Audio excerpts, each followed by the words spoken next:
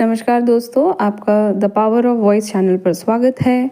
आज हम the courage to be disliked पुस्तक के सेकेंड नाइट के बारे में हिंदी में समझेंगे। तो चलिए शुरू करते हैं।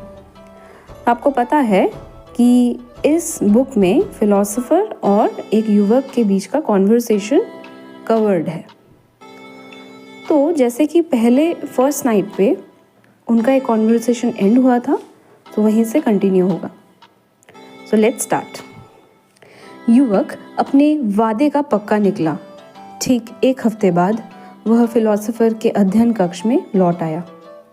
सच कहे तो अपनी पहली मुलाकात के 2 या 3 दिन बाद से ही उसे वापस जाने की इच्छा होने लगी। उसने अपने मन में सब कुछ बहुत गहराई से सोचा और उसकी शंकाएं अब विश्वास में बदल गई थी। सार रूप में टेटोलॉजी यानी कि किसी घटना के कारण के बजाय उसके उद्देश्य को समझने का विचार उसे मात्र शब्द जाल लगने लगा था और आघात यानी ट्रॉमा का अस्तित्व उसके लिए अब संदेह से परे था।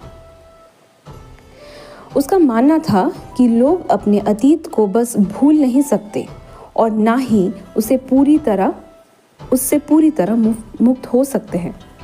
आज युवक ने तय कर लिया था कि वह इस अजीबोगरीब फिलोसोफर के सिद्धांत को पूरी तरह से खारिज कर देगा और एक बार में इस बहस का अंत कर देगा। तो दूसरी रात युवक और फिलोसोफर फिर से मिले। इस बार युवक ने सीधे कहा, मुझे खुद से नफरत है।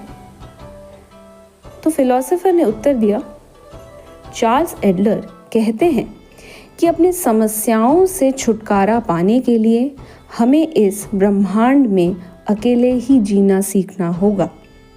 लेकिन अकेलापन तब महसूस नहीं होता जब आप शारीरिक रूप से अकेले हो, बल्कि तब होता है जब आप अपने समुदाय और अपने आसपास के लोगों से अलग-थलग महसूस करते हैं। हमारे अस्तित्व का आधार ही यह है कि अन्य इंसान मौजूद है। दुनिया में दूसरों के बिना जीना असंभव है। इसीलिए सभी समस्याएं दरअसल आपसी रिश्तों से ही जुड़ी होती हैं। उदाहरण के लिए, जब आप किसी अन्य व्यक्ति के शब्दों या व्यवहार से सचमुच गुस्से में महसूस करते हैं, तो कृपया यह समझ लें कि वह व्यक्ति आपको शक्ति संघर्ष यानी पावर स्ट्रगल के लिए चुनौती दे रहा है। शक्ति संघर्ष यानी पावर स्ट्रगल को समझने के लिए फिलोसोफर ने एक समस्या और उसका समाधान भी दिया। वह कहते हैं कि जब लोग एक दूसरे के खिलाफ खड़े होते हैं तो हर कोई अपनी बात साबित करना चाहता है। तो यह संघर्ष सत्ता और नियंत्रण की चाहत से उत्पन्न होता है।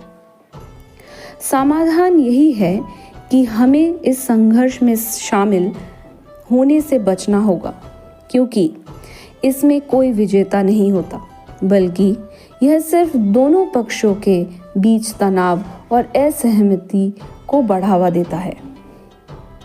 युवक ने पूछा कि वह क्यों नहीं चाहता कि वह लड़ाई में फंसे। दार्शनिक ने कहा, वह जितना चाहता है वह अपनी शक्ति को साबित करना चाहता है और इसके लिए वह जीत को अपना हथियार बनाता है। यह धीरे धीरे एक गर्मागर्म बहस में बदल जाता है और आप दोनों में से कोई भी अपनी राय में अंतर स्वीकार नहीं कर पाता या तैयार होता ही नहीं है इस चीज़ के लिए। अंत में यह इस हद तक पहुंच जाता है कि वह आदमी व्यक्तिगत हमले करने लगता है। इस स्थिति में दूसरे व्यक्ति का उद्देश्य क्या है? क्या वह सिर्फ राजनीति पर चर्चा करना चाहता है? नहीं, ऐसा नहीं है।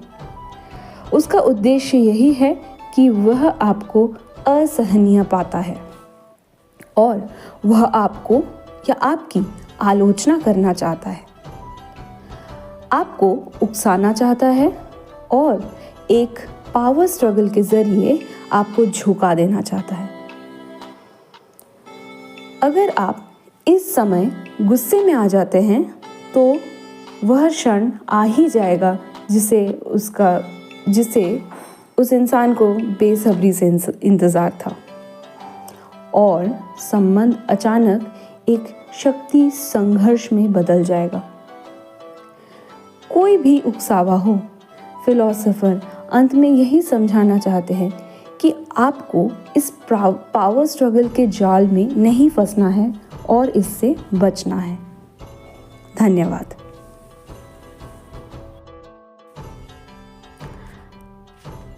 अगर आप ऐसे ही अपडेट्स या नए स्टोरीज या नए बुक्स के ऑडियो को सुनना पसंद करते हैं तो मेरे इस चैनल को ज़रूर सब्सक्राइब करें, hit the like button and support the channel. Thank you.